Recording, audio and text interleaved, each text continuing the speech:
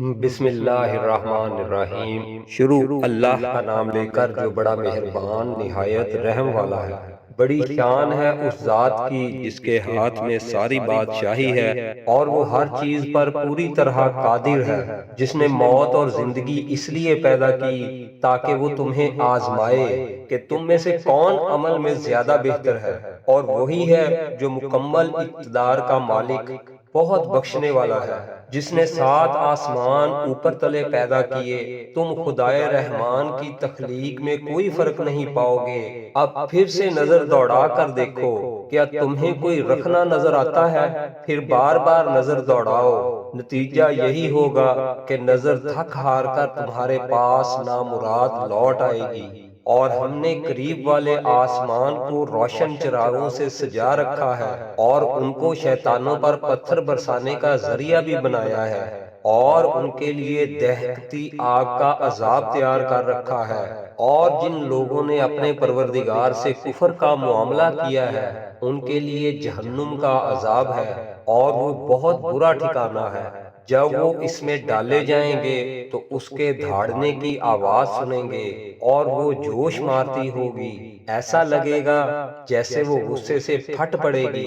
جب بھی اس میں کافروں کا کوئی گروہ پھینکا جائے گا تو اس کے محافظ ان سے پوچھیں گے کہ کیا تمہارے پاس کوئی خبردار کرنے والا نہیں آیا تھا؟ وہ کہیں گے کہ ہاں، بے شک ہمارے پاس خبردار کرنے والا آیا تھا، مگر ہم نے اسے جھٹلا دیا اور کہا کہ اللہ نے کچھ نازل نہیں کیا۔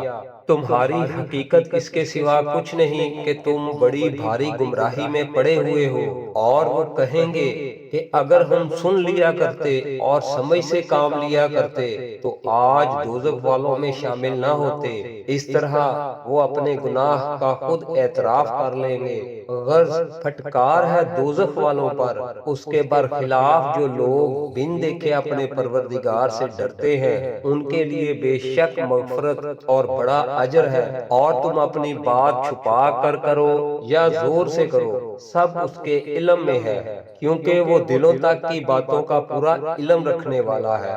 بھلا جس نے پیدا کیا وہی نہ جانے، جبکہ وہ بہت باریک بین مکمل طور پر باخبر ہے۔ وہی ہے جس نے تمہارے لیے زمین کو رام کر دیا ہے، لہٰذا تم اس کے مونڈوں پر چلو پھرو، اس کا رزق کھاؤ، اور اسی کے پاس دوبارہ زندہ ہو کر جانا ہے۔ کیا تم آسمان والے کی اس بات سے بے خوف ہو بیٹھے ہو کہ وہ تمہیں زمین میں دھنسا دے تو وہ ایک دم تھر تھرانے لگے؟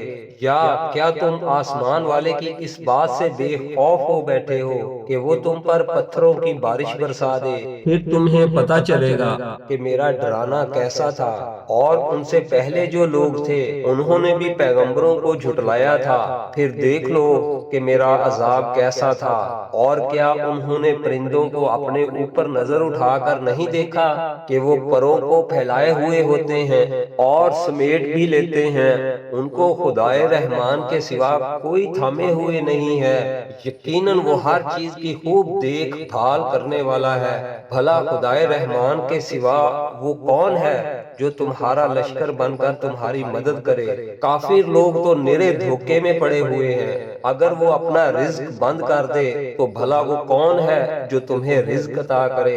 اس کے باوجود وہ سرکشی اور بیزاری پر جمے ہوئے ہیں۔ بھلا جو شخص اپنے منہ کے بل اوندھا چل رہا ہو وہ منزل تک زیادہ پہنچنے والا ہوگا، یا وہ جو ایک سیدھے راستے پر سیدھا سادہ چل رہا ہو؟ کہہ دو کہ وہی ہے جس نے تمہیں پیدا کیا اور تمہارے لیے کان اور آنکھیں اور دل بنائے، مگر تم لوگ شکر تھوڑا ہی کرتے ہو۔ کہہ دو کہ وہی ہے جس نے تمہیں زمین میں پھیلایا اور اسی کے پاس تمہیں اکٹھا کر کے لے جایا جائے گا۔ اور یہ لوگ کہتے ہیں کہ اگر تم سچے ہو تو بتاؤ کہ یہ وعدہ کب پورا ہوگا؟ کہہ دو کہ اس کا علم تو صرف اللہ کے پاس ہے، اور میں تو بس صاف صاف طریقے پر خبردار کرنے والا ہوں۔ پھر جب وہ اس قیامت کے عذاب کو پاس آتا دیکھ لیں گے تو کافروں کے چہرے بگڑ جائیں گے، اور کہا جائے گا کہ یہ ہے وہ چیز جو تم مانگا کرتے تھے۔